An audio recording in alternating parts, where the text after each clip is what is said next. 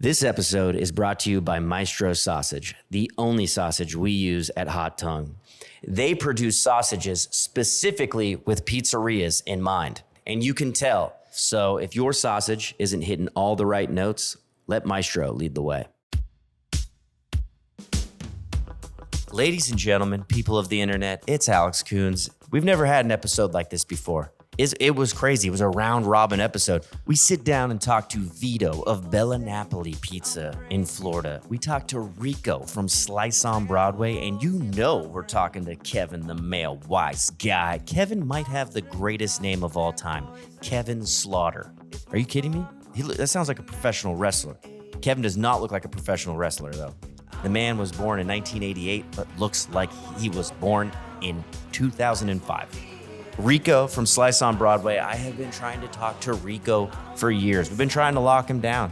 Rico is literally the reason I compete in the U.S. Pizza team. He was a big motivator for me. The U.S. Pizza team was in town for the California restaurant show, and there was a California pizza competition sponsored by California Real Milk. And we sat down. It was a great conversation. Vito had to leave early. Our order came in. It was a little chaotic, but we made it work. I think we might have to bring Rico back on. The man has six stores. Rico has 6 stores, and he's built an empire since opening up. Rico has a huge amount of experience, and we get into all of that. We talk about the difference between owning 1 to 2 stores to now owning 6.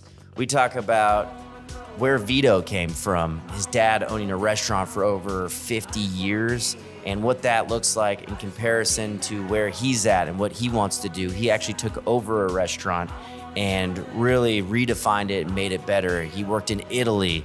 We talk about Michelin star chefs, something I know nothing about because I'm just a pizza cook, man. We talk about competing, what that means to us, and being on the U.S. Pizza team, and what that's like, and how that can help your business, and how that can elevate your game. I definitely recommend anyone listening, whether you're in a pop-up, or you are just getting started, or you own 17 brick and mortars, I say go and compete. If you want to learn and you want to laugh, there is nothing better than going on the competition floor, whether it's a big competition or a small one. It is so nice to just meet fellow pizza nerds, to talk shop, to laugh, and to have a good time. And being on the U.S. Pizza team has given me community, and I've met so many cool people like Vito and like Rico, and even like Kevin. I met Kevin the first time I went out to Florida, and it's always just a good time to talk to people in the industry. And we even touch on it with Kevin. All entrepreneurs deal with the same thing, whether you're in pizza or like Yellow Paper in burgers, or you're selling direct mail. We are all struggling. We are all trying to figure it out. Anyways, all 3 of those people rock. Enjoy this episode. It's a little chaotic. It's a little crazy, just like competition, but I know you're going to enjoy it. There's loads of information because there always is. That's what we do here. Live, love, laugh. That's what this episode's called. Enjoy this one. U.S. Pizza Team Forever coming at you. Let's go.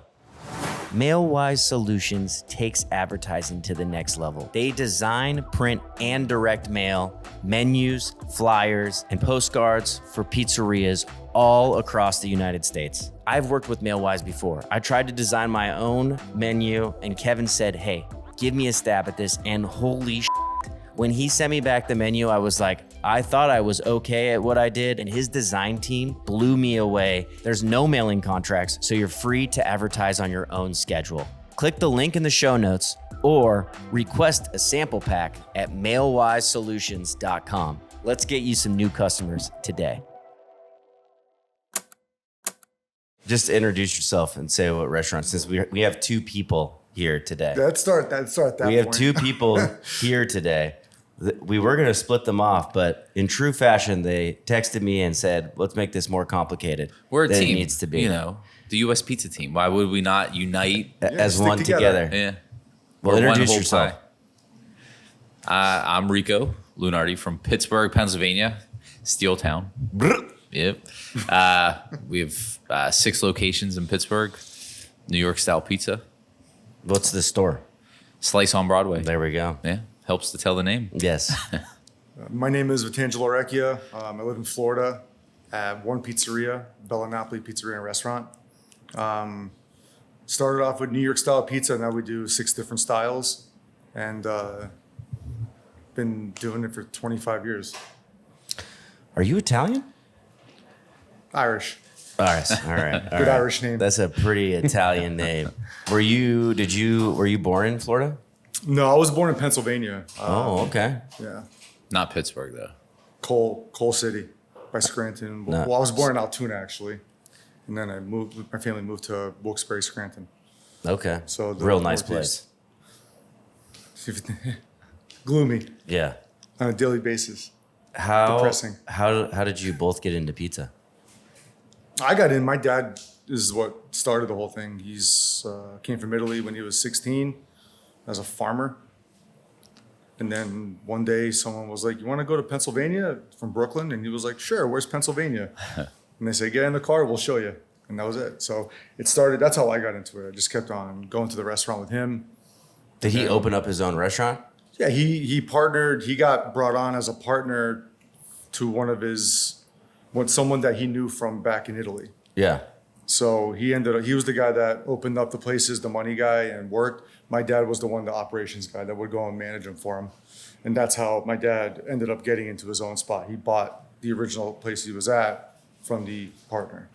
And he's been there 50 years. That's what I was just going to ask. How many years? Yeah, 50 years in one location. Pop's still got the location. Oh, yeah. Oh, shit. Okay. It's flowing good, man. Is he like that old school Italian? Yeah. You know, you have to do Doesn't it his change. way. Yeah. This is the recipe we're going to do. This is what we're going to do. This is what we're going to do. We're not changing it. I don't want to change it. No social media. We aren't doing that yet. Nah. It's funny. He tells people, he goes, "Why am I going to change it?" He goes, "No one understands it." And he goes, "The people don't deserve it. Just give them what we make." Because everyone has a complaint. And he goes, "Why am I going to change something so they can complain about it?" He goes, "Why did they change your sauce? Why did you do this?" He goes, "Just let it go. We're making money. We're good." I like that. So that was the mentality then. Today, that mentality exists still if you're 25, 30 years into your business. Yeah. So like, there's places in Florida or places in Pennsylvania, like old Forge style pizza. They've been there 80 years. And you could be mean too. Yeah. You can tell them Like how take you the feel. soup And Nazi, like no yeah. pizza for you. That's like, they built their reputation off of what they did. There wasn't anything back then that, it was one flour, one tomato, one cheese, and that was it. Pizza back then for them in Pennsylvania was more what you had left over kind of deal. Like if you were making something and, grandma always made it. Women are the best cooks and chefs in the world. So when you learn from the best, you continue that tradition, Yeah. So that's how I got into it. Now I'm never satisfied with my own product, so I'm always changing something up every Well, yeah. few How's months. that differ to like now, and how you operate? How often are you changing things? You I'm change it looking for constantly. imperfections, because for me, I'll give you like the example up until about 2022, when I started really getting into like, I worked in different pizzerias. I worked in different countries. I worked in different restaurants. So I saw a lot of like different environments. And living in Italy, Italy, home of the pizza margherita, all that, Neapolitan pizza, Woodburn style pizza. When you start seeing Michelin star chefs putting pizza or opening up pizzerias, they're the ones that get the first look at like what's the new and upcoming trend. So when you start seeing what they're doing, you have to kind of follow, but make it your own. Mm-hmm. So once, I started getting into like, the competing world and, the ingredient world and just learning more about the product, you try to be satisfied with your product 100%, but there's always something better out there that you can do, and a lot of it just comes down to education. A lot of people don't really understand what they're doing, why they're doing it. Yeah. They're just doing it because someone told them to do it. Yeah. So there's too many of those people. I want to pave the way for other people to see and educate them. How long's your spot been open in Florida? 22 years, but I've owned it for 10. Okay. So what, you invested into it or you bought it? No, out? I bought it in 2014. Okay. It's actually Damn, that's next week. Anniversary. Next week's a 10-year that's anniversary. a pretty long ass time to have an established restaurant as well. Yeah, I mean, restaurants, 2 to 5 years from when you open it. But when you buy a restaurant, like everyone was like, yeah, you'll be out of business in 2 years. We're not coming back. Was it the same kind of menu and stuff, or did they have pizza and pasta and stuff like that? Or when we bought it, we left everything the same, but we changed everything.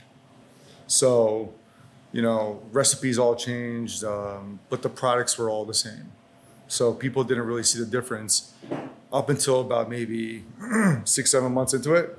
And that's where people were like, oh, this is good. This is good. This is different. What's going on? And like we started seeing a huge difference. Like we're seasonal. We used to be seasonal from like December all the way to May. Now we start seeing our bump in October to May. But summertime has been what our seasons used to be 5 years ago. And our seasons now are just like, I don't know, living next to the beach on a daily basis, just foot traffic like you can't believe or can't understand, like where people are coming from. We're in a booming economy in Florida for what it is. Must be nice. But, I mean, if you guys find land over here where to build, you're going to You go right on the hillside. see the same, But again, like everywhere is, you go to the center of the country, the middle of the country, your mom and pops don't exist because it's all Domino's, Pizza Hut, Little Caesars, and franchise places. But when you find that one gem, it's been there for 100 years. Yeah. You know what I mean? So, literally, in Nebraska, that's how it is. Yeah. My wife's from there. So we went, It's time to open up a spot in Nebraska. absolutely not. Can't deal with those winters. Rico, when did you open up your first restaurant? 2010. So we've been at it for 14 years this year. So, and it's just kind of similar story to Vito, but maybe a generation later. Like my parents were born in Pittsburgh, Italian background. So, bigger family, cooking all the time. My dad had a restaurant for almost 10 years, and that's kind of what got me into it a little more. My background was IT and finance and stuff like that, and always had a passion for cooking. Didn't have maybe the culinary expertise as what I'm learning now. And to what Vito said about when I started and where I am now. When I started, it was I did certain things just because that's what I knew and what was available and what I learned, and try not to change too much because I'm like, all right, well, this is working and people are ordering it and people are liking it. And until probably the last, maybe 5 or 6 years, when I started fully, learning about, hydration levels and flour types and, different ways to do it that can improve your product and, make it, not be a drastic change, but improve it where people are like, what's different? That's good. And that's what's been the big change for me the last few years. But, it's fun and a struggle all at the same time. But has the booming pizza industry in Pittsburgh inspired you to evolve? Is there pressure to there is to get better? When we opened, there's probably 3 main pizza shops in our area that have been around for 50, 60 years. And kind of like, Vito's dad, they don't change anything. They don't market. They don't do any social media, and they're super popular. And good for them. We compete against them, but at the same time, they've earned their spot to maybe be able to do that. But when we first opened, we were one of the first slice shops in Pittsburgh, meaning you can come up to like a place in New York, come up to the counter, order a slice. And that was kind of foreign in our area. Like people were like, wait, you take that slice and you throw it back in the oven? I'm like, yeah, it's kind of how it works. So we were one of the first. There weren't too many to do that. And then now within the last 10 years, you have, Detroit style, you have Neapolitan, you have other New York style shops like us. Like I know you interviewed Patrick from Gus Franco's. Shout out Patrick, man. Yeah. That guy's pizza just keeps getting better. Better and better. And he's, that creativity does put pressure that you have to change. And I'm not saying those other pizza shops that have been around for 56 years, they're noticing that we're doing stuff for sure. Yeah. They're not necessarily going to change, but it does put pressure on everybody else to step up their game. Yeah. Because you do see more chefs that had maybe upscale restaurants going into pizza, where pizza before was just, it was its own kind of category. Now it's elevated and it's. Are you familiar with like Michelin chefs and like the chefs out of New York? Like Italy has Carlo Cracco, and he's from Milan. No, I don't pay attention to any of that. Okay, so one of the creative chefs, and I think his restaurant just landed on the top 50. His name is Wiley Dufresne. Okay. I went to culinary school, and Wiley Dufresne was one of the chefs that he was very eclectic in his methodology, and like what he did. Well, he opened up a pizzeria in Brooklyn, or in Manhattan, and it's the old pizza sign. You have to put the letters on. It's like 5 toppings, 2 sizes, slice house, but it's old school, almost like going back to Ray's and Joe's back in the day. Yeah. Like in the 50s and 60s and 70s. Well, that's the aesthetic. That's the aesthetic that he's trying to But paint. what he's putting out is like, you don't land in the top 50. Well, I think those lists are bullshit. Yeah, could be. It's that list has been around for 3 years, and the only reason people value them is because other important people decided to value them. Mm-hmm. You've seen the list, though, right? I have. Okay. Well, we were talking about it yesterday. Like, who knows who? Who knows who? And I've seen the list. I'm going to be completely honest with you. I've eaten a fair amount of that list, and that's not top 50, in my opinion. And I've been doing it for 17 years, and I think I have a good finger on the pulse of what like a great slice is. I mean, you're judging pizza for the next 3 days.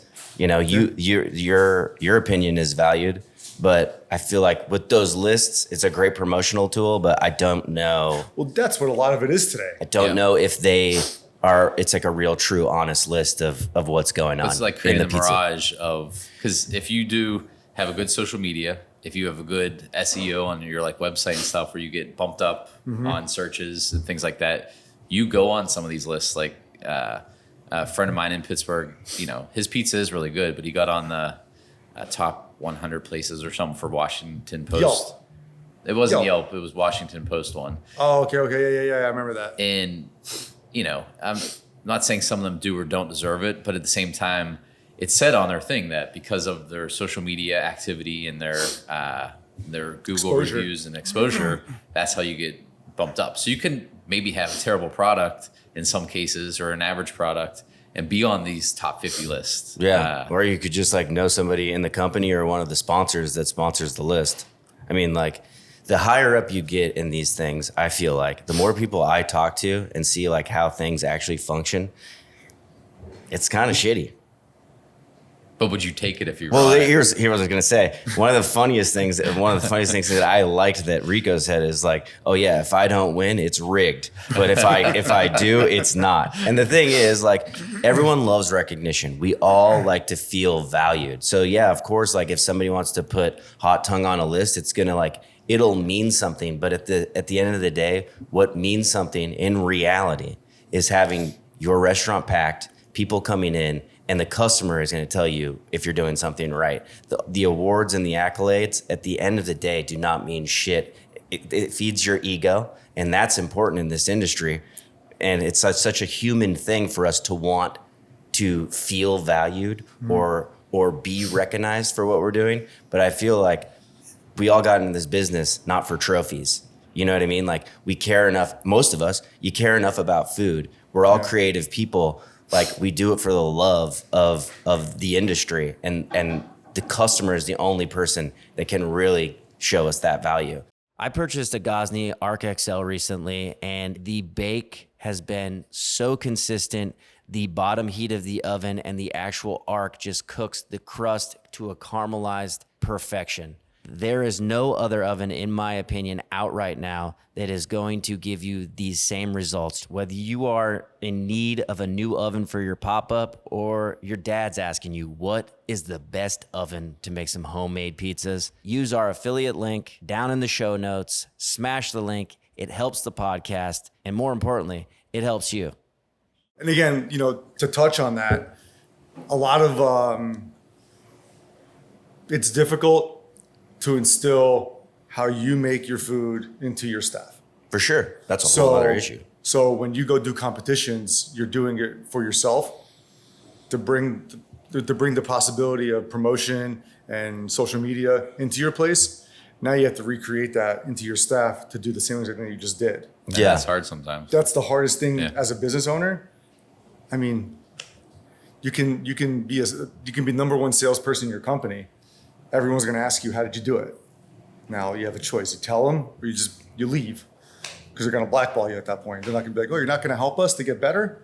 Well, no one showed me that. I had to learn that stuff.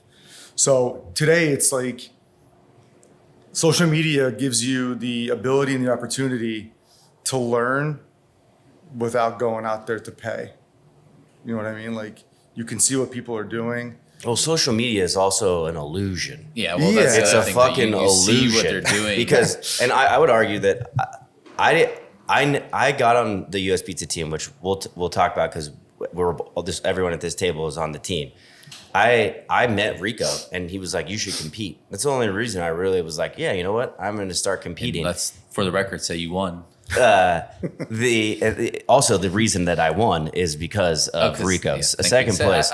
All of your success could be everything that I've ever done has I've become a better person since I met Rico, and those are facts. But I would argue that I've never even thought about winning.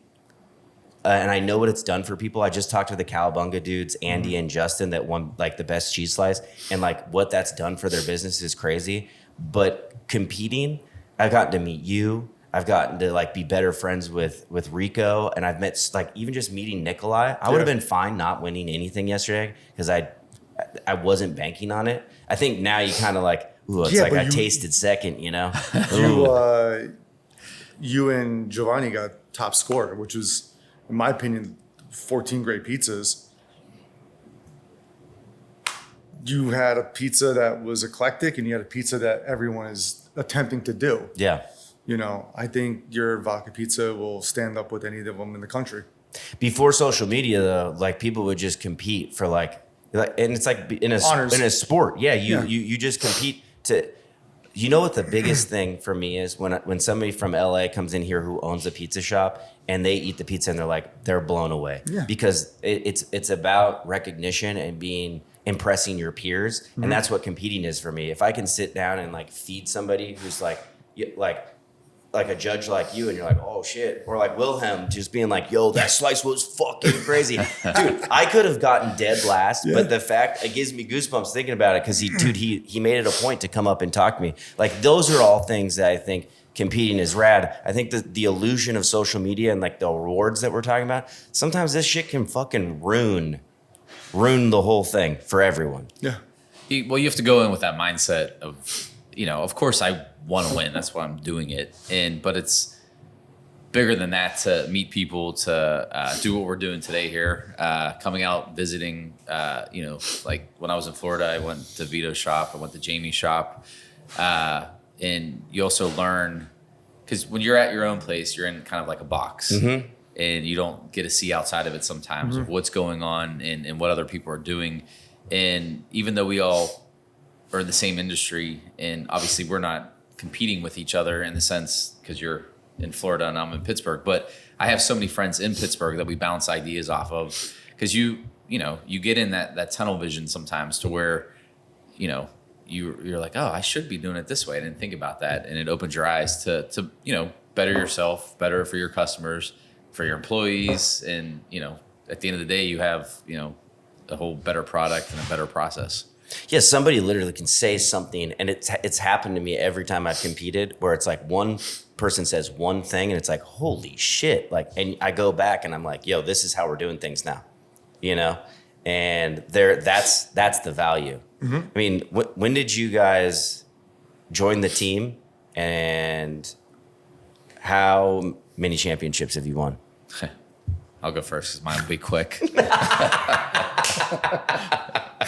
I was asked to be on the team. I think it was 2020. There was 2 virtual competitions during COVID, and the first one I think I got 3rd place, and the second one I got 1st place.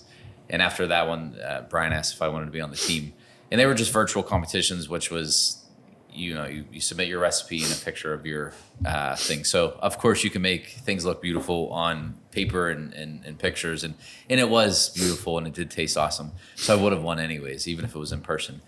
However, they asked me to be on the team, and then I started to compete. Soon, I guess, what was the first one in Vegas after? Was it 2021 after COVID? What was in 2020? 2021, they didn't have anything. Yeah, so then whenever the next one was available, that was the first time 2020 didn't have anything. competing. 2021, they did the one in the summer, right? Yeah. Okay, In I August, didn't do that one, 2020 so they maybe did. 2022, which was the first time competing in Vegas, and that was just eye opening itself. Like, there's things I would have done differently knowing what I know now in terms of competing. Like, I didn't know what to bring. I basically brought everything I could. If I could have brought my mixer, I would have brought it down because I didn't know what was available, and I didn't know people like I know now to borrow. Like, I used somebody's scissors yesterday. We shared cheese. Yes, I definitely needed cheese. And stuff like that, where there is, even though you're competing against each other, you're still, helping each other out, whether we're on the same team or not. But every year since then, I've improved and got a little better. Last year, I got first, and I was super excited. But then I found out they went back to the old rules where there was like a playoff style. Top 5. Then they took the top 5 from each category, and my points were well ahead on my first round than 2nd and 3rd place. And I think there was maybe 70 or 80 people in the competition. They didn't know then. They knew in the second round. They knew what? That my pizza should be 5th. That you had US in front of your team. Oh shit! You say that. You said that yesterday. Maybe I'm like, maybe that's why. Because the guy that got It says it on your scorecard. You better keep that shit off. It says U.S. Pizza no, Team. it doesn't. But maybe there's only You were 5. wearing Galbani jacket. Yeah, it had the U.S. Pizza Team on World it too. Pizza Champions Yeah, US only, Pizza dude. Team. Yeah, but I went from first, and then in the second round, we had to compete again, and then I got 5th overall, which again isn't terrible because you're competing against so many other shops across the country, across the world. But it's like you were saying earlier, like I wanted that first place, and it wasn't even that getting the check or whatever. It's just that satisfaction to kind of justify of why I'm doing this, going competing. Because like when I'm at home, it doesn't 100% matter because my customers like our pizza. Because when we post stuff, I'm like, oh, I got 5th. They're like, oh, that's great. We still love you. But it's kind of giving me that satisfaction. You got 5th out of 100 people. Yeah, that's pretty fucking baller. Like it is. And I it's, mean, that's a big competition. It is, and it's good, and I'm proud of it. But at the same time, it's like you get so close. The year before that, it was the same. I did traditional, I think, and I did just the cheese pizza. It's kind of where my life stands, just kind of plain Simplicity. exactly. The hardest, easiest thing to do. It is, but I also feel that's a great. If you can make a great cheese pizza, you can make anything. Well, yeah, it's the foundation for everything. Because for me, like Vito judged my pizza yesterday. When I start adding toppings and doing the non-traditional stuff, I start getting a little, that tunnel vision where like I need to add this, I need to do this, and again, like my business model was like a programming term: keep it simple, stupid. Yeah. And then I seem to always violate that rule when I'm competing. But the year before, I got 5th again, which if the years were reversed, it would have helped me the year before because I would have been able to compete again. So if we could just swap the years or something, that'd be nice. So it seems like I live in 5th place is my. I'd say that's a good place to live. Yeah, but you get no. I just give me like a participation trophy. I know that's like not like the. Which shop would you put it in? I just carry it around. Okay, like on your neck. Yeah, on my neck. So that was my story. But I'm going to continue to do it. We obviously are here in LA competing. I have 2 more competitions that I'm doing this week. And then we go to Orlando, and then I guess Vegas would be the next one. Vegas, yeah. Or maybe Italy. Well, to touch on what you were saying, you're talking about like, getting out of your comfort zone. You wouldn't get out of your comfort zone if you didn't see or hear what people are doing and talk about in the competitions. Exactly. So like, and again, like you were saying, like you wouldn't know those things if you didn't do these things or go to these shows. A lot of people that are like just people walking around these shows will walk around and they'll see what we're doing. And, you'll have that guy standing in the back being like, this is for the birds. My shit's better.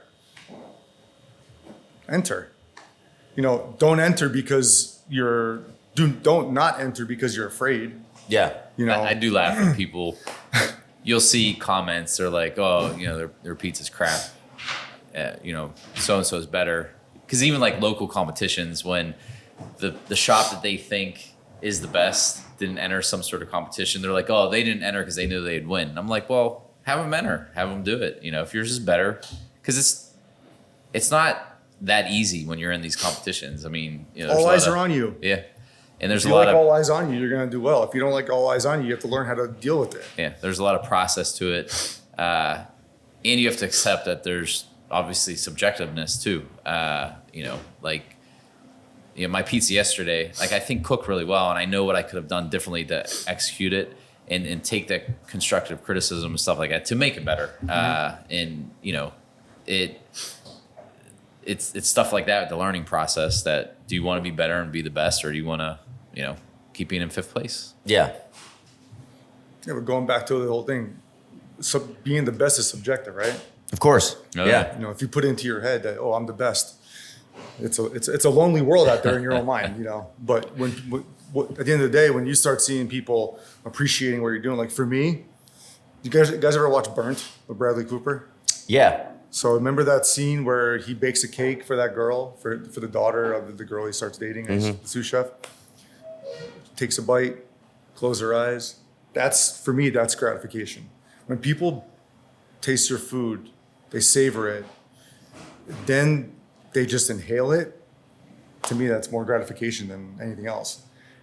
You're doing the right thing. You hit your right target. You hit your right people. That's where I think a lot of people miss out on. So at the end of the day, you also look at like, am I going to stay in business with what I'm doing?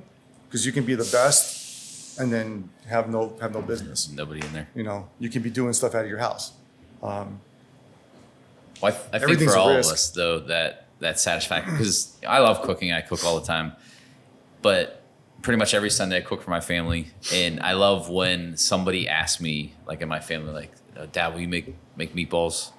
Like, that's why I do it. Like that gives me, that satisfaction you're talking about. Or when someone requests something that I created and they're like, can you make that for me? I'm like, yeah. Like I'll drop everything, if you ask me to make that. And it's not just that, mind-numbing process where you're just like, oh, I got to do this. But you're creating something for somebody that's, feeding them. I mean, we're Italian family. I don't know where you're. He's Polish. Italian today. Polish. So European. Yeah. When I told my dad gave me 2 options: go to school or come work for me. I'm like, I'm going to school. So I went to Penn State, graduated, and then I moved to New York City. Because you're not going to like it. I said, just let me do it. Didn't like it. Moved to Florida. Got out of the industry completely. And when I told him I was going to go do culinary school in Italy, he was like, for what? I'll teach you. I go, you taught me enough. You can't teach me what I want to learn now. Did he take offense to that? No, it's Probably secretly was dad, happy. I mean, we're all dads here. Like, Yeah. there's like, If my son said like, no, Dad, like, you're all set. You've hit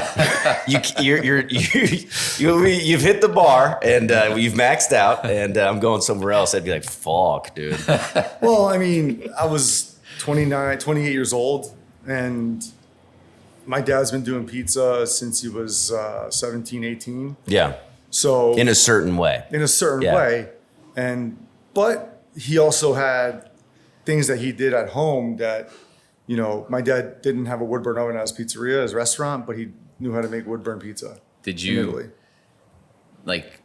I see this with my relationship with my dad, and now I see it with my son. You always say, "I'm not going to do how my dad did it," or something like that. But then I find myself doing some things that my dad did. And then I wonder, because like my son, he works in the pizza shop. He's 16. And me trying to show him some things is like, oh, I knew that. Or he gets defensive. Now he's starting to listen. And we're starting to, because I'm like, I know how to do what I'm doing. Just listen. It's like if somebody else tells him. So when you were going through that process, did you, like, Dad, I know what I'm talking about. But now that you've been running your business for a while, you're like circling back. You're like, he was right. There's some things, things that happened that took place back in the 80s and 90s. They don't exist today. Like cocaine. Well, no, I mean, you look at like the employee pool. Every area of the United States has its own certain employee pool. Yeah. My dad said if an employee didn't show up to work, he was 1 minute late, you had 100 people standing outside waiting for a job. Yeah. Today, you can have 2 in a week. And if they're a half an hour late, You're like, okay. It's like you have to kind of. All right. My last drink was 3 hours ago. All right. You're basically sober. So You're on the line. You're good. Like those are the things that, you kind of like, you don't know if you take them for granted or you're just going along with the times. Like who knows what's going to happen in 10 years, 20 years. My son's 5 years old. Yeah. By the time he gets to the point that he has to make a decision on what he wants to do with his career, I'm going to be 60. My son's going to be 20. Yeah. So you look at, you just try to guide and, as best you can. Who knows what like the restaurant industry is going to look like in 20 years? Because I mean, me and Rico were at the Fiero booth, like looking at the stone conveyors and like the Prima press and, all this other automation, like all the stuff, like the dough separators and rollers and sheeters. And I mean, the more accessible those things become, the easier it's going to be to run a shop with less staff. Well, I mean, even the kiosks that like people are just flipping their toast tablet around and you're just like Taco Bell, you're just fucking ordering. Oh, great. My order's here.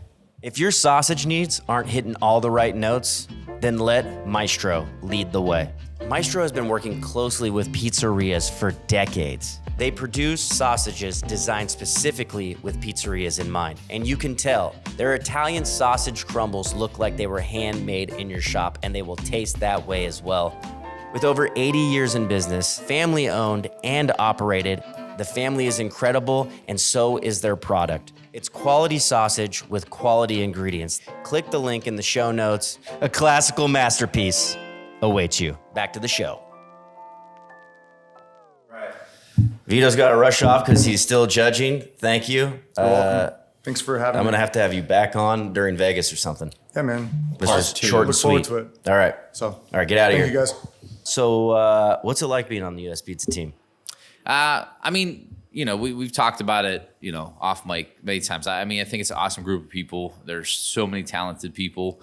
And, I feel hopefully in the next few years, we're going to, make it into the next great thing. I see a lot of potential. Mike Patera is our new member on the team. He's competing today. I just hope we go in a direction that we keep winning, but also, keep growing, maybe do more for the community, do more for the pizza industry. Yeah. That's my thoughts on it. Yeah. What do you want to say to any other teams that might be looking for members? My name is Rico Lunardi, owner of Slice on Broadway. Which camera do I look at that? No. And I'm open. Yeah. Now, I mean, it's, it was you asked earlier, like how we got on the team and stuff like that. And the basic person, average person, our average customer, our family members and stuff, they don't know that the U.S. pizza team exists. They don't know that the world pizza team exists.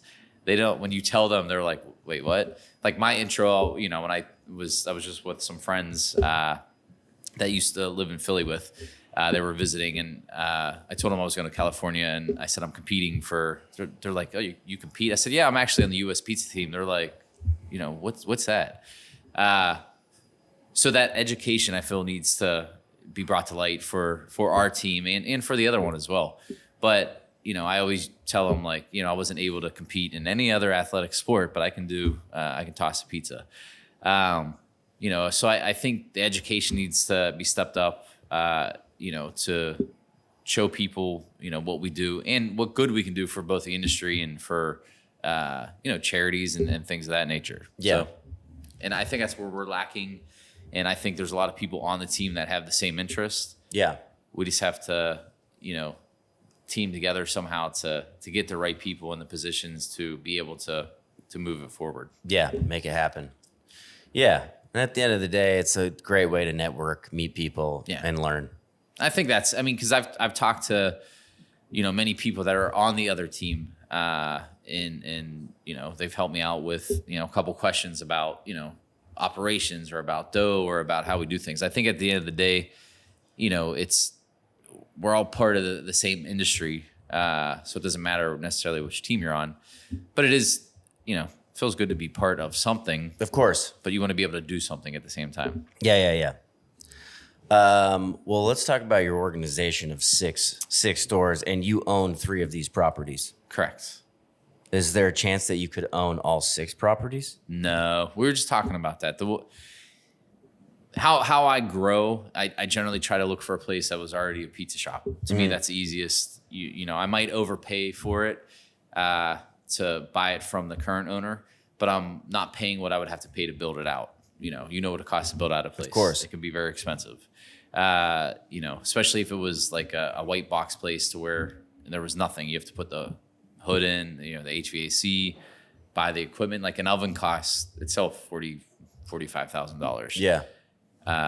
For my last shop, I didn't pay much over that, and I was open in 3 months. But that place, I didn't buy the building. It was a lease space. Because that's part of it. Sometimes when you're leasing a space, you're leasing it because of the location, more foot traffic and things like that. The two, my original shop that I do own the building is, we're busy there, but we've been there for, 14 years. It's in a small, neighborhood of Pittsburgh. My second shop, I based the building I got practically for nothing, but it was after, I think it was Hurricane, we're in Pittsburgh, and yes, I did say hurricane, Ivan or something like that. It was 10 or 15 years ago where it came through and flooded Carnegie. So a lot of the businesses left. The buildings needed some, major work on them. Yeah. But now that town, that area has redeveloped and came into a kind of a little thriving little business district for that area. So if you can find those opportunities, and, own your property, it makes a big difference, especially, like when we went through COVID, like I didn't have to worry about making Rent. I had to pay I have mortgages, but they're a fraction compared to what I may pay for rent for other places. Is that like your growth strategy though? Is own like if you're going to look for your 7th spot, are you only looking to own? No, I look Okay. for the opportunity of if it was already an existing place. Got it. If I can own it, better. If not, That's not a make or break though. no.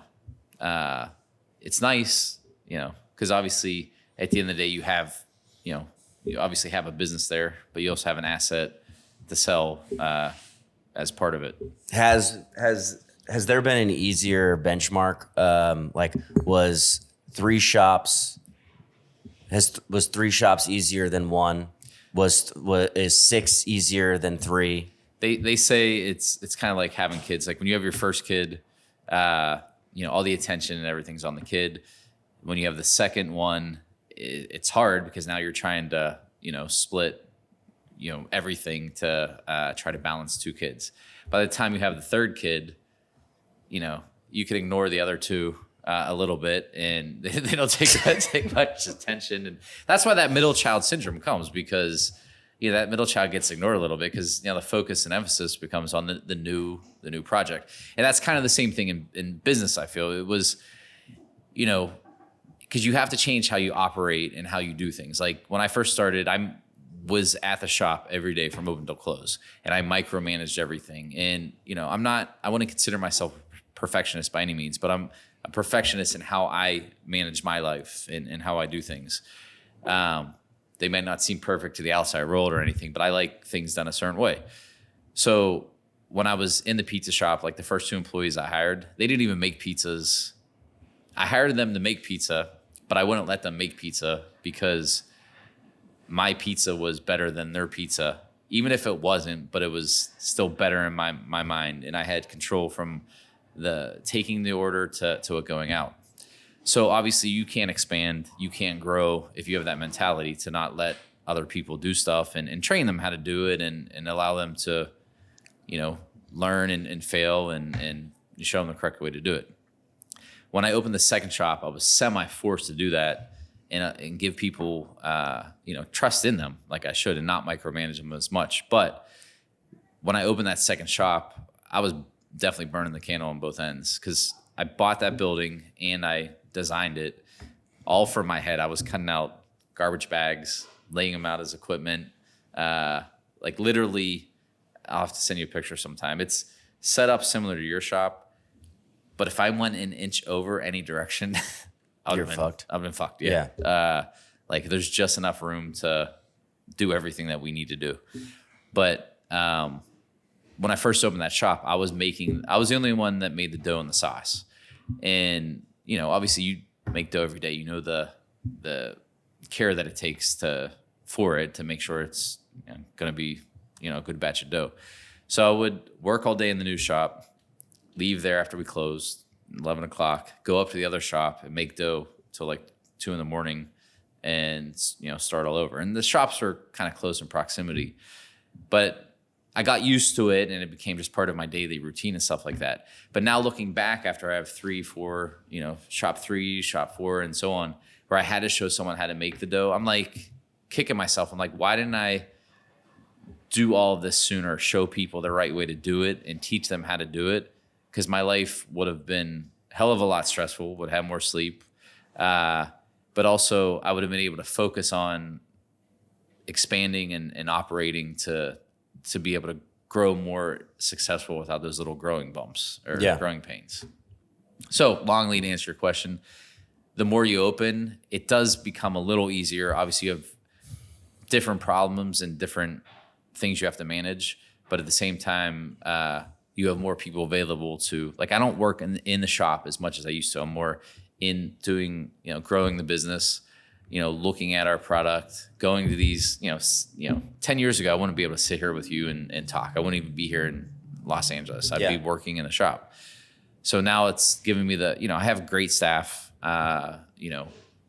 great people that work with me. You met a few of them when we travel. Great team. And we're all the same. We're all, something wrong with us. Yeah. But that's what makes us fun. Yeah. But I wish looking back, I would have done that sooner, where I would have not micromanaged the process, where I'm thinking I'm the only solution to every problem, and allowing people to help me out and help grow. Well, so is it easier with 6 shops?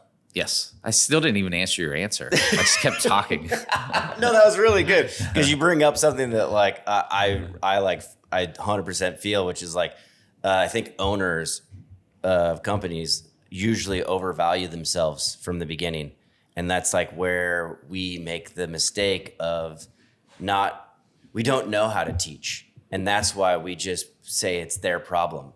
Like if you don't know how to teach somebody, or you think that like you're so in your fucking world that like I have to do this or it's gonna be wrong, that's how you don't grow. And so being able to like I recently just had to have somebody tell me like you should just get a dough person. But it's like in my mind though, this time like I've been doing it for 17 years. I needed somebody to be like, it's just like our dough process is so crazy that like only managers can do it. It's like, well, then maybe there's a problem with your dough process. Like you gotta like Look at it. yeah. Figure it out, make it teachable. But to have the mentality where like you have to figure out you're the solution to every problem, that's basically going to be your downfall, because you're never gonna, that thought process is there's no room for growth for anyone, for you, for your staff, for a happy life, because you're just going to be fucking it's just the slave to your business. And I like to work, and I like making pizza, and I like working in the kitchen and stuff like that. But now that I have more of a balance, I like that so much better. And that balance, I don't like really using that word. I think we use that too much, where everyone's like, I want a work-life balance. I think you should have that, but I think we do miss out on, people are trying to balance it to their favor all the time, to where, we still have to work, and you can enjoy it too. There's nothing wrong with it. Yeah. But the process, like we were talking about with dough and stuff, that's what I constantly think about. There's some things I might do differently if I had one shop, meaning I might, my process of making the dough might be better in a way that it would be even a better product at the end of the day. But it's hard to execute consistently and evenly across all locations and have other people do it consistently and a good product at the end if you don't have that one person maybe dedicated to it when multiple people are doing it. Well, I would say that like with the process that we have, which is like it's a sourdough, there's pre-ferments, there's 3 folds, there's bulk fermentation, then there is, you're weighing and sorting and measuring ingredients and using a scale. Like it's simple, but if you fuck up any of those processes, you're done. Yep. And if you don't get the rise on sourdough correct, then in that window, or you don't know that the starter's flat when you get here, like, and you can't make an adjustment, like I come in and then I'm thinking we're fucked. Yep.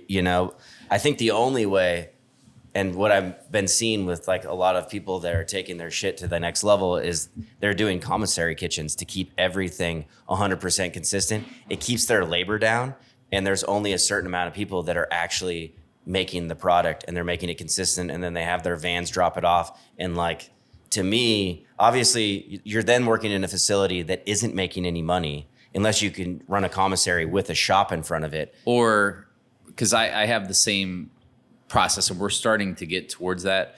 My next goal is to have a commissary, but out of that commissary, I'm also going to try to do, for instance, like make our meatballs in-house there. We'll make some sauce in-house, but also maybe do some catering out of that to make it a revenue source as well.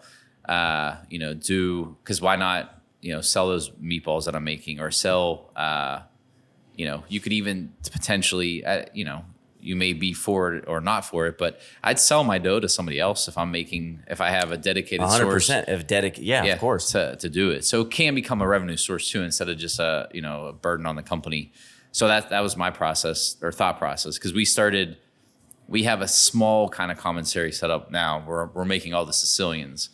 Cause again, it's that person that's taking the time and the dedication to make sure, people see the Sicilian and they think it's, just even pizza making for that. Come on in. You're the next contestant. People don't realize that the time, and they see us stretch that pizza and make it in under 10 minutes, but they don't realize the time it took to get to that point. Because when they say, "Oh, I can make pizza at home," I'm like, "Go ahead. Here's flour. Here's some water. I'll see you in 48 hours." Yeah. They don't realize the time and dedication that it takes beforehand to get there. But that commissary idea, like us doing the Sicilians there, we're using the same dough that we use for our other pizza, but you have to let them rise for a couple hours and then properly for them to be good. You have to par bake it. So it's a whole process to where I didn't feel we can do it. We would make 1 or 2 a day just to sell for slice pies, but now we're selling them. We have them every day available. We can order them, the whole pie and stuff like that. But one person's doing it at one shop, creating the shelves, and then we're shipping them out to the other locations. And as we grow, I want to grow that part of it to where less work will be done on site. We may do all the dough at a location, all the sauce at a location, and then, chip it out. Again, it creates consistency. You can also refine the process to improve it, like what you're doing. Like I can't do that right now and be successful at it. Yeah. I took this class last summer, and we talked about pre-ferment and stuff like that. Like I don't do that because I know, or use a starter. I know we wouldn't execute it well. There's too many places that if you miss a step or forgot to do, like I've had a couple times someone forgot to put yeast in the dough. Of course. And of that's, course. I know. Yeah. I'm cooking pizzas and they all look like tortillas. I'm like, what, I had to go back on the camera to watch him not put the yeast in. Of course. And then you got to throw all the dough away. Yeah. So that's what always scared me. Yeah. Going back to the micromanaging stuff, like those things are going to happen. Like, and I've messed up stuff too. The thing that I try to tell them, like, if you mess up something, I'm not going to flip out on you. I mean, if you do it every day, then I might. But, we all make mistakes. Like I mixed the salt and the sugar in my sauce once, and I had to throw out 12 gallons. Yeah. But I recognize I made a problem and I didn't serve it. That's the big key. It's like, okay, we can't, just because you forgot to put yeast in it and we're serving tortillas, we got to not serve that and correct the problem. I always say, like, okay, you get to make that mistake once. Yeah. Because, like, and then you get to learn from it. So, like, hey, this is going to be a really chill conversation. Like, I'm not mad. Like, I've made this mistake too. But you get to make this mistake one time. So if you don't lock the door at night and you just leave it open, Yeah, all right. I just had that the other day. That's crazy. And the alarm's not on and people could just walk in here. All right, that's pretty fucked up. I'm not going to tell my wife because she'd freak out. But listen, that's you just don't make the mistake again. Or hey, you killed the starter. You killed the starter, and for the last 3 days, I have been trying to figure out the fuck I've been pulling my hair out. But you know what? You get to make that mistake one time. In that case, though, that's kind of like, first degree murder, killing the starter. So you should actually have like a jury. You should have an investigation, but you should set up like a pizza jury and put them on trial for that. I think that'd be a good little episode for your. Yeah, that would go over well here. Yeah. In Los Angeles. No, but just in your shop, do your little pizza jury, Well, present the facts. Usually you don't want to like put, Your take Honor. them to the gulag and be like, you fucked up. Yeah, Your Honor. Shame. I'd like to prosecute No Alex for no prosecution. Except the second offense, that's when things get a little bit more serious. I did have someone at one shop, they left the front door open, did not lock it. The alarm was on. But this is what amazes me about people. It was a Monday. We're closed Mondays. All the lights are off. Nobody in there. The people came in, which I get. They opened the door opens. They came in. I'm watching them on camera. And they stood in there for about a good 7 minutes looking around. Like, did you think people were going to pop out and pizza was going to pop? Like, obviously, they didn't read the door that we were closed. Yeah. And the door was open. Okay.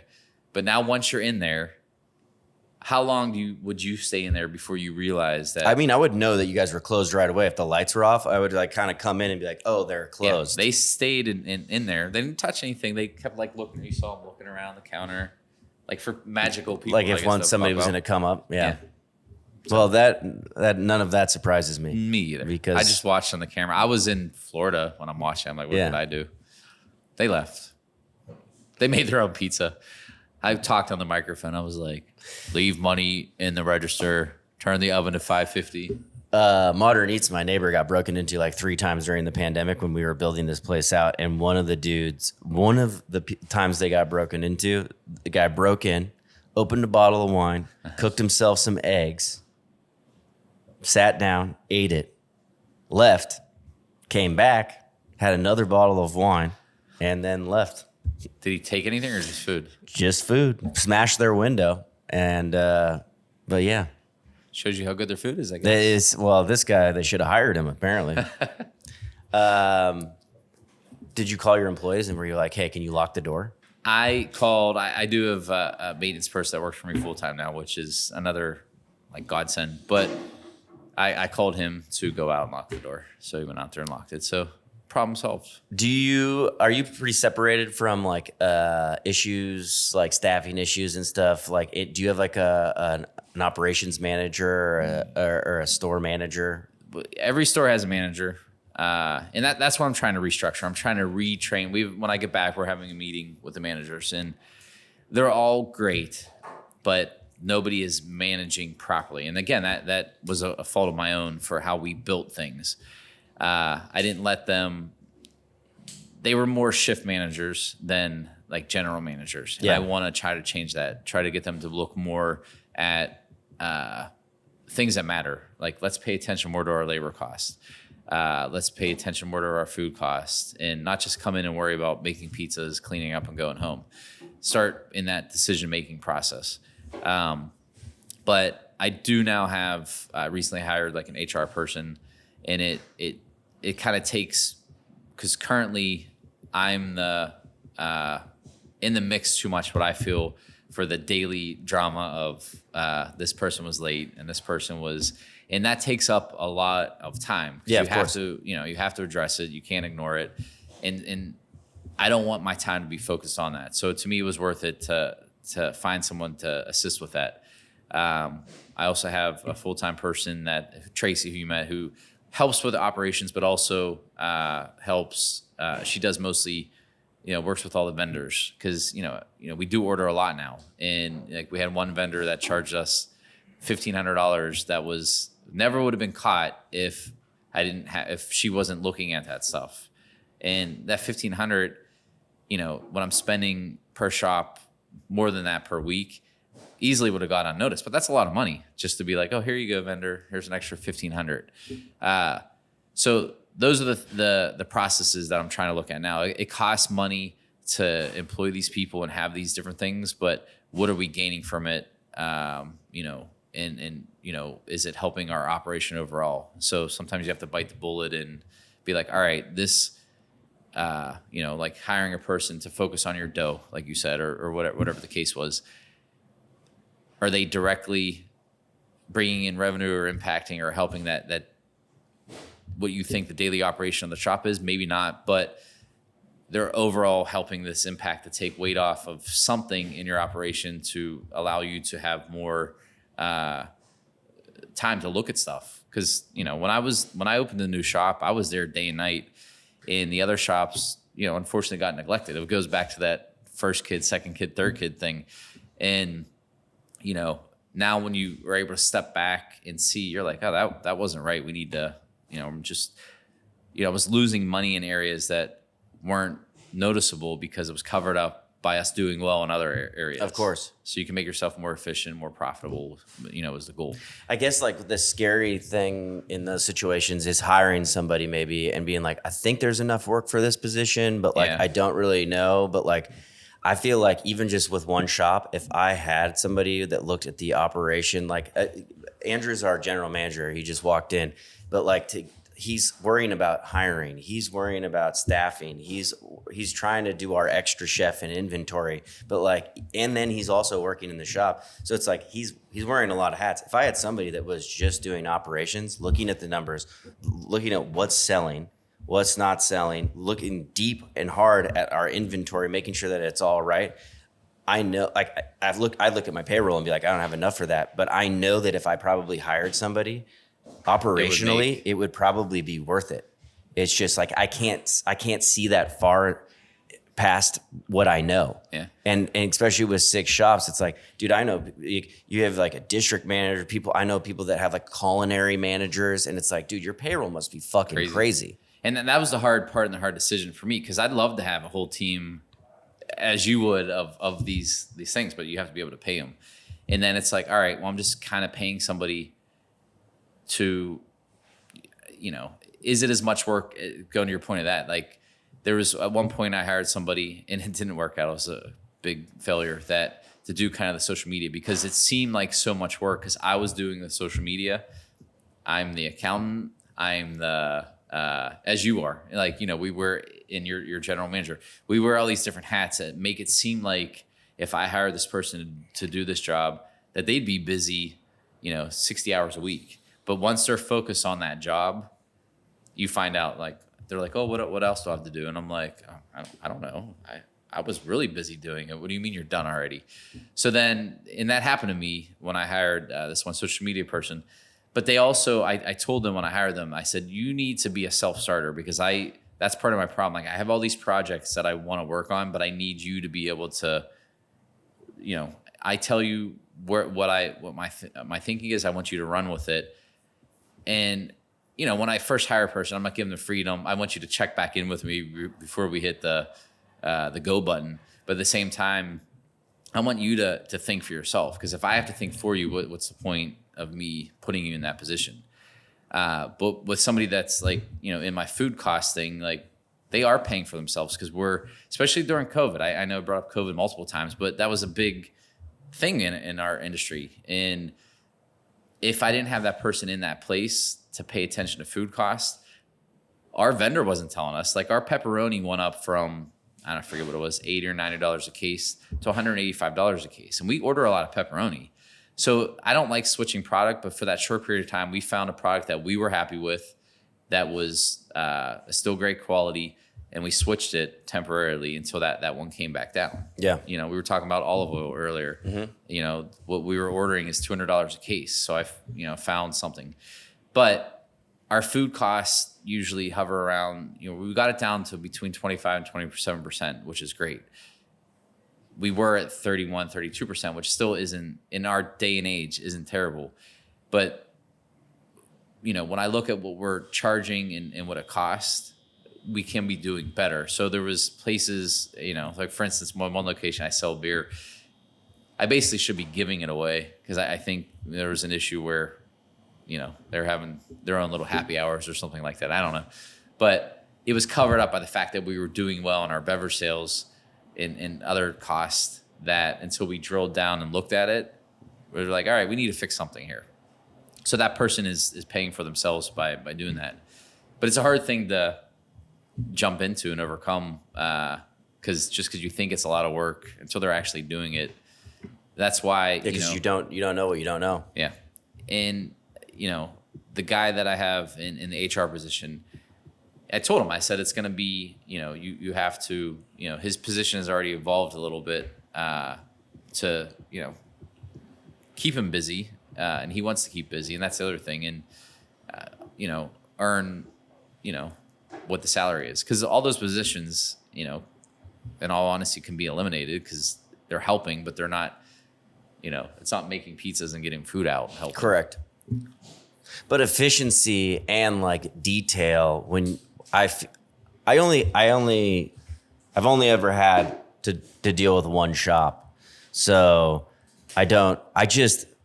the way I imagine having 6 or 7 units is like having this bigger team, to help me foresee these bigger problems, because like I can field them as one person with one shop. But even like I said, I could definitely use some help, because that's one thing, like you take on so much, but I know there's people out there that can do this way better than me. I can make great pizza.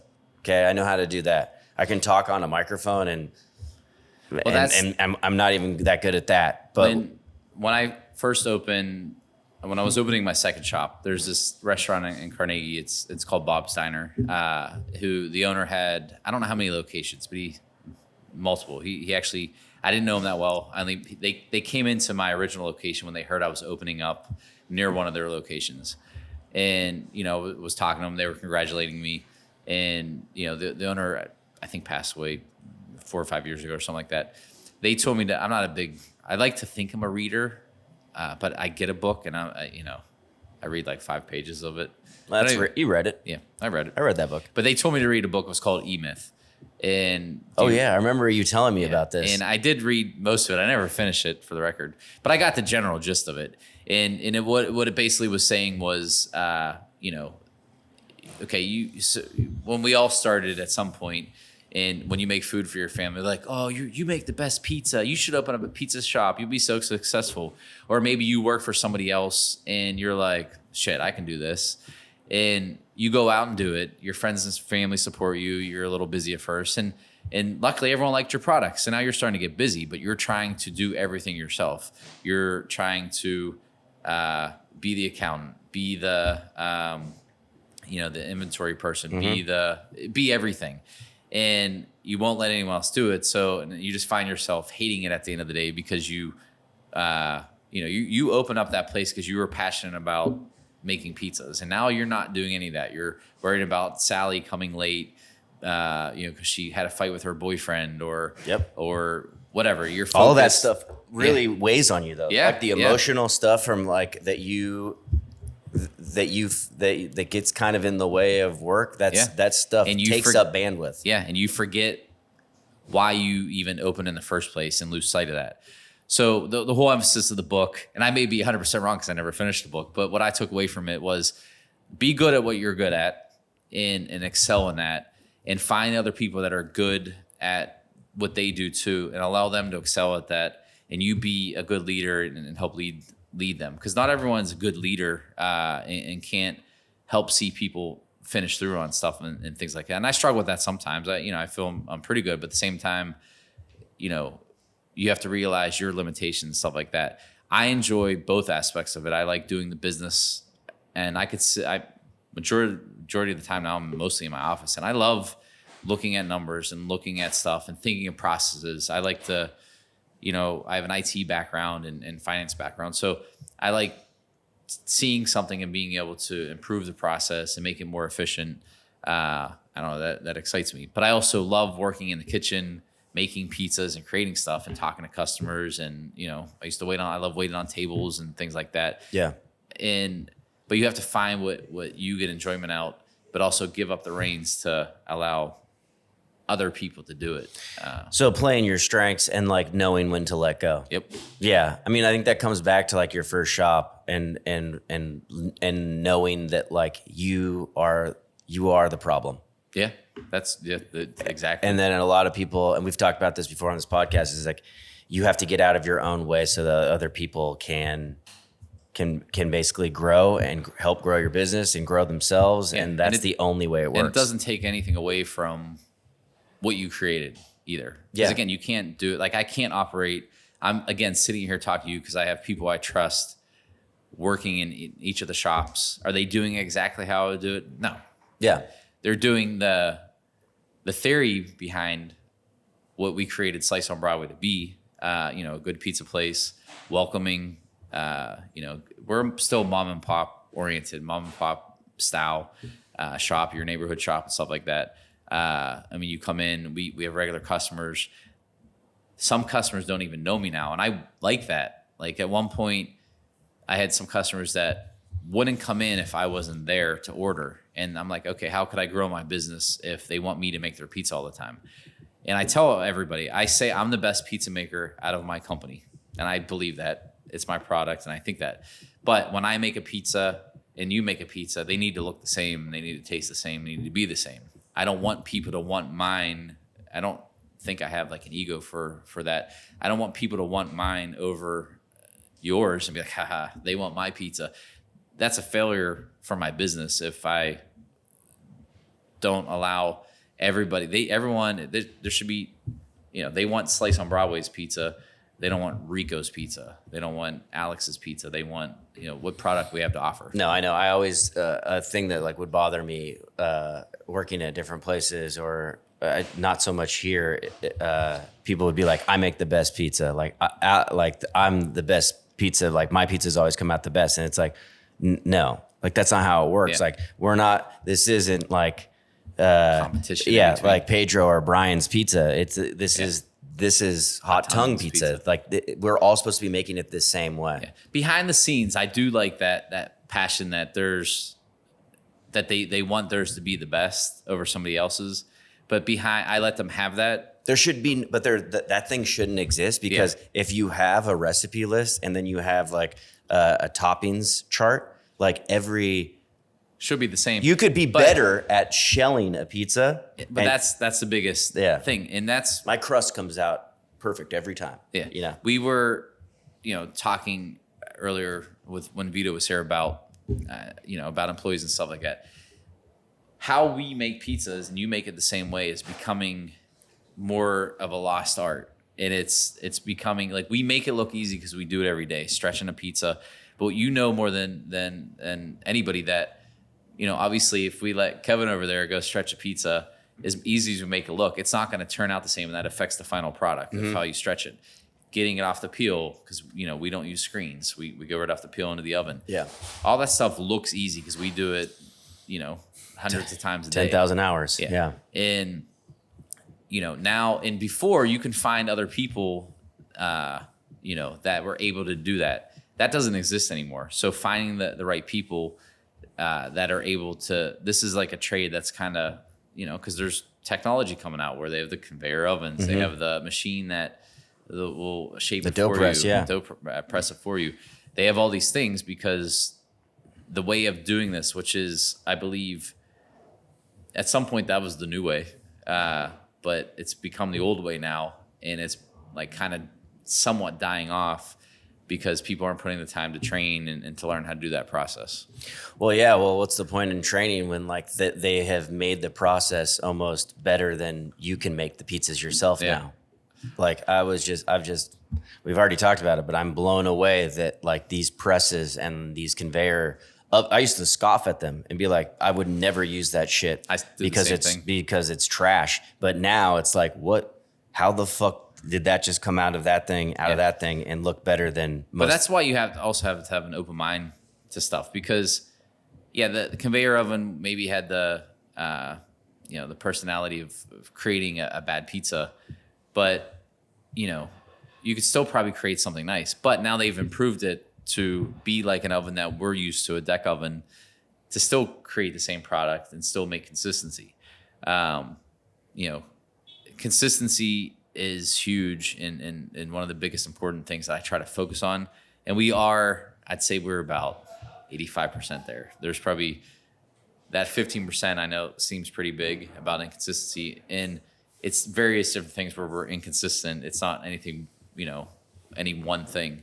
So I look at stuff like that as I try to scale up to make it more consistent. But then now you're getting that image of being more of a, commercial place versus, your mom and pop place. Yeah, it's a tough pill to swallow.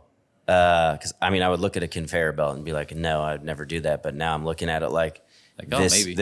Well, the thing is, like, if you can create the exact same product that I can make with all the ingredients, all the dough out of Pizza Master and put it in conveyor and make it easier for people, why not?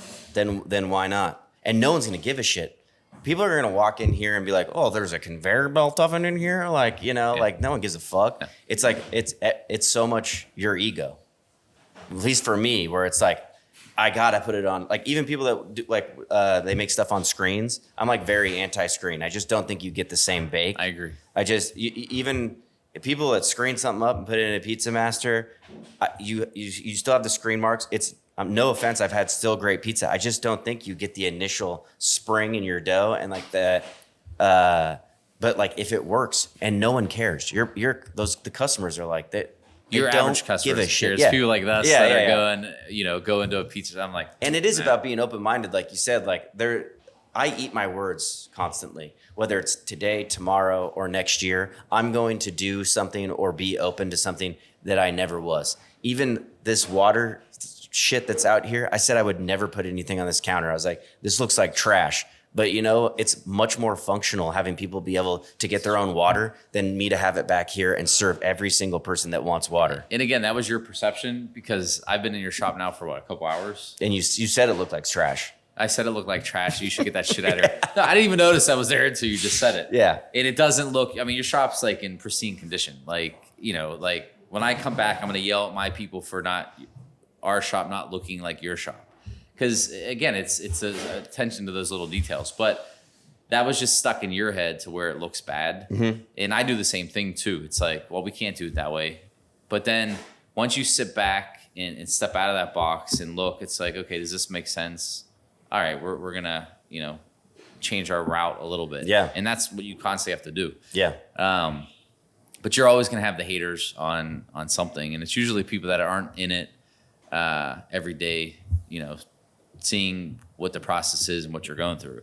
Because that's my thing. Like I'm open to taking suggestions always, but they all know that I'm generally pretty stubborn, but it doesn't mean you can't turn my thought process. But I think about the big picture for that I have multiple locations. Like, like the one manager, he's like, I wanted to do, I think it was turkey pepperoni or something like that. I'm like, okay, it'd probably sell well at your shop, but what I don't want is the inconsistency of that's an easy product to possibly get everywhere, but is it going to sell everywhere? How are we going to put it into the process? And what happens is, when we first started doing Sicilians regularly, someone went to the one location, got it, loved it. They came to another location, and then they were mad that we didn't have it. And, again, it's like trying to create, I'm thinking of the bigger picture of, brand and keeping consistent, how to scale it versus, your little, time slot or little view of your reality of what's going on. Yeah. So, but it's also, perception too. Like, people are just ingrained to see pizza ovens like we have and stuff like that, that when they see something else that they're like, oh, what's, but then they taste it at the end of the day and they're like, oh, this is awesome. Yeah. I think we're giving people too much credit though. Like you said, when you have guests that come in through the door and the lights are off and your chairs are up and they sit around for 7 minutes, no one's looking at these fucking ovens, dude. We'll have people come in here that are regulars and be like, whoa, there's an oven in here? Oh, hot dolly jam. I've never seen this thing. Wonder how you got the pizzas out on the counter. What the fuck? All right, should we bring, just because Kevin's here, should we bring him on for a lightning round on advertising? Kevin is, he is an expert at everything but advertising, but yeah, sure. All right. Thanks for the intro, guys. Kevin is a sponsor of the podcast, but I wouldn't just bring him on randomly. He's a good guy too, and he's bought many a drink for me. So thank you, Kevin, the male-wise guy. He bought breakfast for me this morning. Oh, where'd you guys go? Guys, my wife's gonna hear this yelling. She's my accountant. Stop talking. Bought Uber. He's been paying for everything. He took us all to the Dodgers game last night. See you guys. Thank you, Melwise. All right, I'm going to give you a lightning round, okay? Kevin does, so we don't make this a commercial, because I already made the commercial. Kevin does direct mail. He's talking about it tomorrow at the California restaurant show. But what is something, because when I worked with you, you were like, hey, you should do this. And I'd be like, that doesn't really work with my design, man. But you're like, the QR codes is what you got to do. One advice that somebody could do to make their menu stand out more today. Takeout menu versus or dine-in menu. Like takeout menu? Yeah, their takeout menu. One of the things that I'm saying tomorrow in my presentation is know your goal. So like if you were to do a mailer, what is the point of the mailer? Are you looking to increase your sales, get new customers, bring in lazy customers? What's the point of the mailer? Like obviously everyone probably is like, I want to do all those things, right? Of course. So if you're sending out a mailer and you have buy one, get one free pizza, and you have one offer, well, you have a limited space on your takeout menu. Why would you offer one? Why only one offer? If you're going to have a bundle or a coupon, why not have 5? Because then you're targeting different audiences. If you offer garlic knots and your cost is $1, but you're selling it for $8, it looks like you're giving an $8 coupon, when in reality you're giving a $1 coupon. But you're advertising something else in your store rather than just your pizzas. Because I might want a pizza, but my wife Julie wants garlic knots, or she wants a salad, or she wants pasta.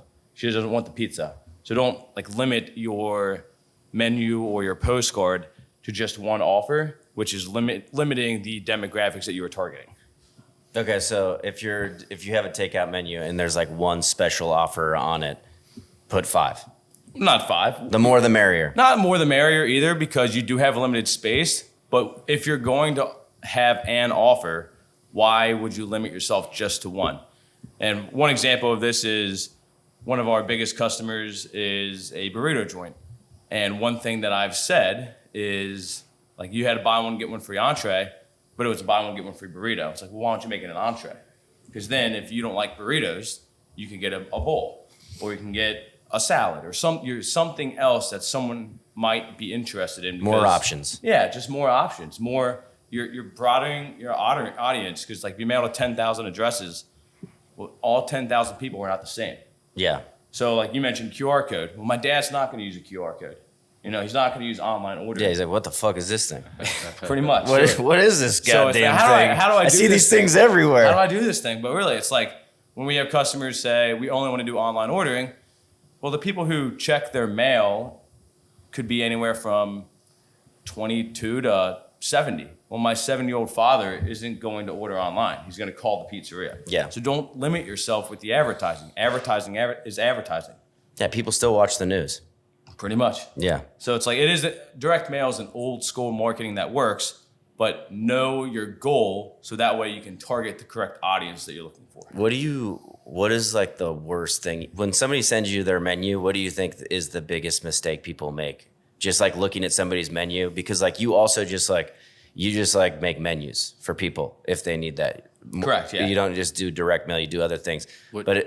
You were saying how bad his was, right? When he first saw it. No, he said how bad his was. I was just trying to. Dude, yeah, no, you guys were talking shit about my menu before you got here. Like, yeah, No, he did use your mess. menu when he sent me samples, and I compliment how nice Yeah. it was. Well, that's because It's a nice menu. it is a nice menu. I'm somebody who's like, my design is dialed in. I got it figured out. Let me handle it. You send it out. But what ended up happening is Jake from State Farm took the reins.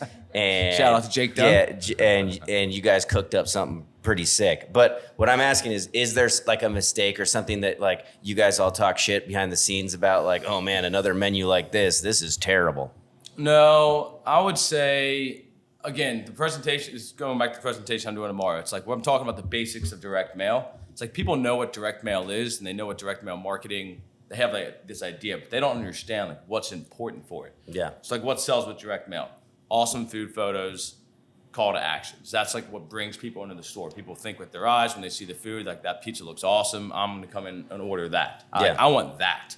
So, one, if somebody designs a menu and they have no photos, it's hard because it's like it's not my choice. It's my customer's choice. It's your menu, not mine. It's your advertising, not mine. That's why we don't have contracts. But it's like, well, just because it is yours, at some point I'll probably step in and say, this is what we believe. We've been doing this for 17 years.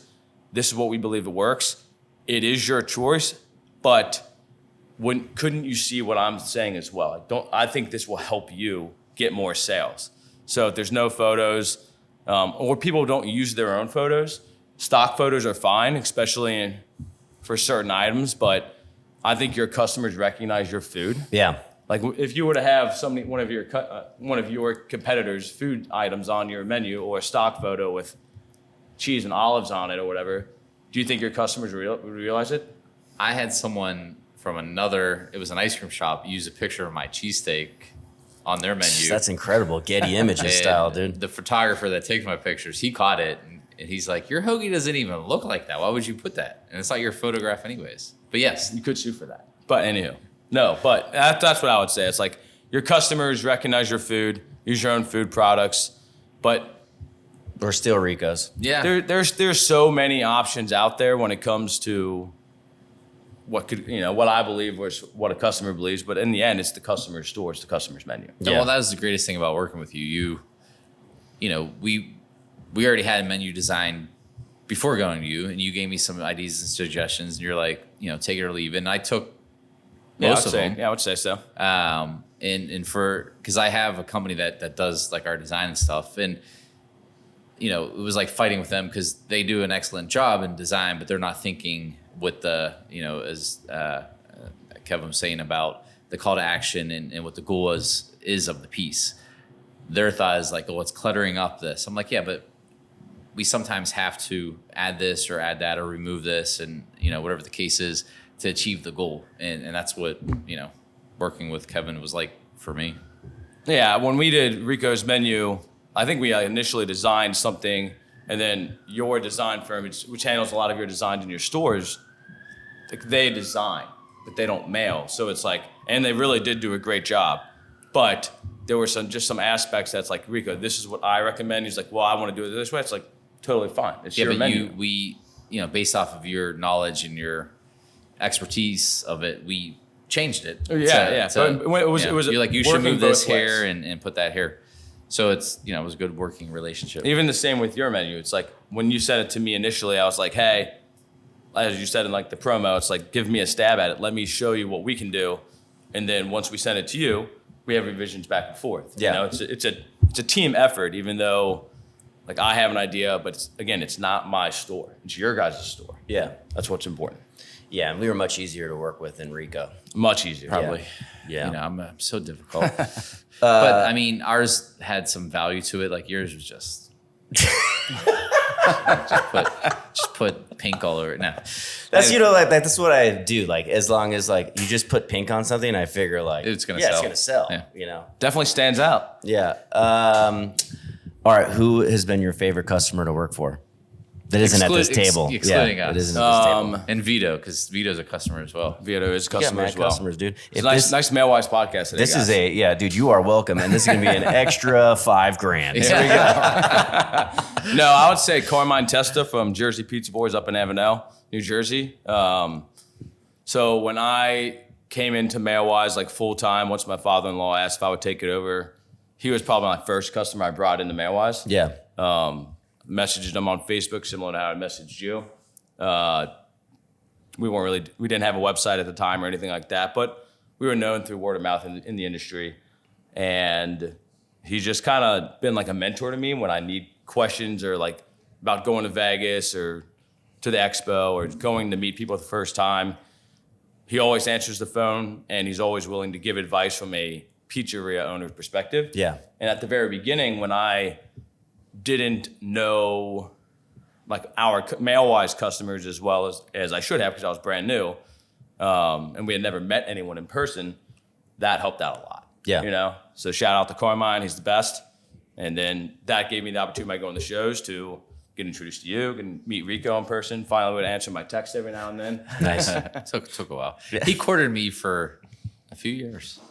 Yeah. Sometimes that's But- what it takes. But in Not in a bad way though. It was just like, hey, No, There's no he wasn't. Yeah, he's stocking very bust. not. It was kind of our conversation earlier. Like when you're doing multiple things, it took a while for me. That Of course, you don't know what you marketing don't is know. important, but I had to worry about operation and stuff. It's Yeah. funny when you guys were talking about, not funny, but when you guys were talking about the pizzeria side of different things you guys see, just entrepreneurship in general, we have the same issues. I'm afraid to hire someone and bring them into our culture and our team because like, well, will they fit? And if they don't fit, am I wasting my time?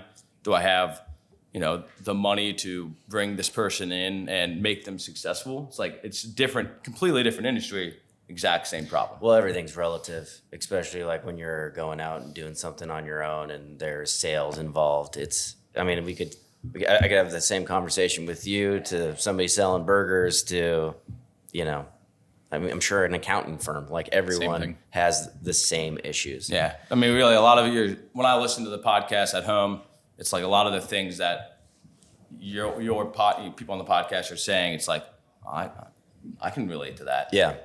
Big time.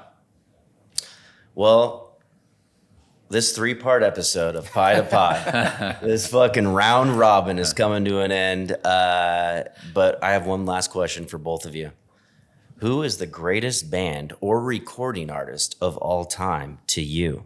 We're going to go with Kevin first. I'm going to say the Beatles. All right. Yeah, big All Beatles right. fan. All right. Best song, favorite song. 8 days a week. Nice. Want to dance to at my wedding with my wife. Wonderful. And That's what you work, 8 days a week. pretty much. Yeah. We, when I was little, my dad, when we would drive to Florida back in the day before everybody flew, How old are you again? You were born in the 1930s? 88. Back before there were airplanes. No, but it's like when we were younger, like I didn't fly any plane until I was like in college. Yeah. But no, we would literally listen, my dad would put on Beatles, and we'd listen to it all the way down, all the way back. They got the hits for it. Yeah, so I would say the Beatles. This is like a hard question for me because this isn't like my area.